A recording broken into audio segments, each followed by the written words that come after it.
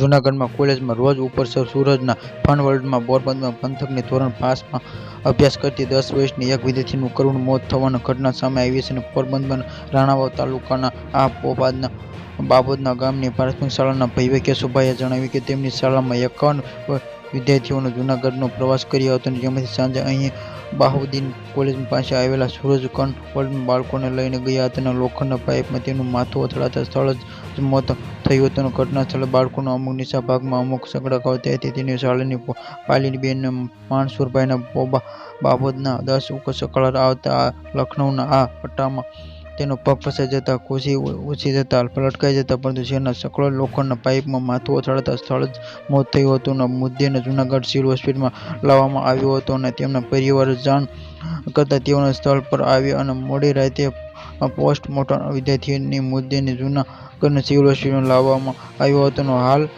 અહીં C division police staff દ્વારા નિવેદનમાં લઈ આગળની કાર્યવાહી શરૂ કરવામાં આવી છે અને આ ઘટના ખરેખર પોલીસ દ્વારા સીસીટીવી ફૂટેજમાં ચકાસવામાં આવી છે. સૂરજ ફન વર્લ્ડમાં જેમાંથી બાળકોને રાઇડ અને કેવી રીતે ગેરહાજરીમાં રાખવામાં આવી હતી બહારના ખરેખરમાં આવા સ્થળો મનપા અથવા નિયંત્રણ દ્વારા રૂટીન ચેકિંગ કરવા માટે આવી કેમ સવાલ છે ને બાળકોનું રડવું ક્યારેક માતાઓની ચિંતાનું કારણ બની જાય છે, કારણ કે આ નાના બાળકોને રડી જ પોતાનું દુઃખ વ્યક્ત કરી શકે છે, જેને તેની રડવા કારણે શોધવું મુશ્કેલ છે. ક્યારેક રડવા લાગે છે, ક્યારેક સવારે, ક્યારેક મધ્યરાત્રિએ રડવા લાગે છે. આ સ્થિતિ માતાઓને છે કે બાળકોને નેપથી બગાડી શકે છે અને તે રડી રહ્યું તો કેટલીક બાળકોની અવશ્ય પેનિલ લગોડ અથવા શરીરના કોઈપણ ભાગમાં દુખાવા સુધી મર્યાદિત નથી અને અન્ય ઘણા કારણો 5 કારણો બાળકો વારંવાર રડવા લાગે છે. Subscribe my channel.